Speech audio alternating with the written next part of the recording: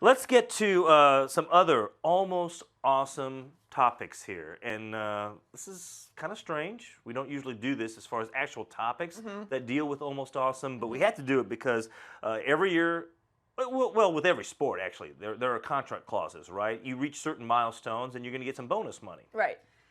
So the NFL season is over, and several players had contract clauses where if they reached certain numbers or did certain things, they would get some extra money, including Marcus Sherels, who would earn $100,000 if he leads the league in punt return average. Well, the Vikings defensive back did just that. At the end of his game, by the end of his game, he had the lead in the league.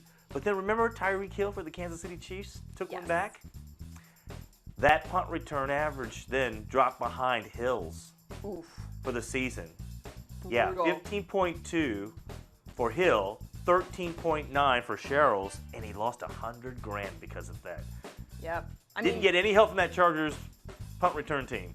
Tyreek Hill's been dominant all year, though, so it's not that surprising that he lost it to him. I mean, I know it was a last-second finish, but that's brutal, though, right? I mean, when you think that you've got $100,000. Well, he did everything he possibly could. Right. And that still doesn't make you feel better, does it? I don't know. All right. Maybe, but what's the difference between $499 and $500?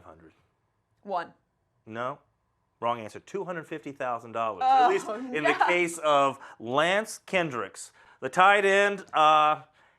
He had in his contract, if he reaches 500 receiving yards, is that right? Or receiving yards, he would receive a $250,000 bonus.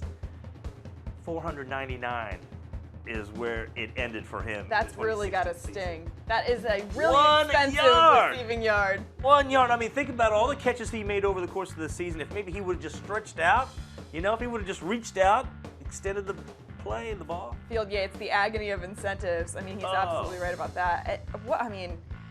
And would you think that he would know going in that he had as many as he had and needed, the amount that he needed to get to 500? You would think, right? It's in his contract, and hopefully he's got a good agent. His agent would say, hey, heads up. It kind of works both ways, though, because you also don't want to know sometimes, right? You just want to go out and play the game, and hopefully it comes maybe organically. Oh, I'd rather know, because I will be hustling my butt off. At the same time, as a tight end, it's a little different than, say, a running back. There's a little less control, or a quarterback. There's a little less control of your situation, right? You just hope that your number is being called or you're getting wide open. I mean, even if your number is called, you may be out there and you may be covered. Right, but I would break my arm on stiff arms to get past, defenders in order to pick up those extra yards. Oh, man, that's brutal. Yeah. That's a lot of money for 1 yard. Yeah.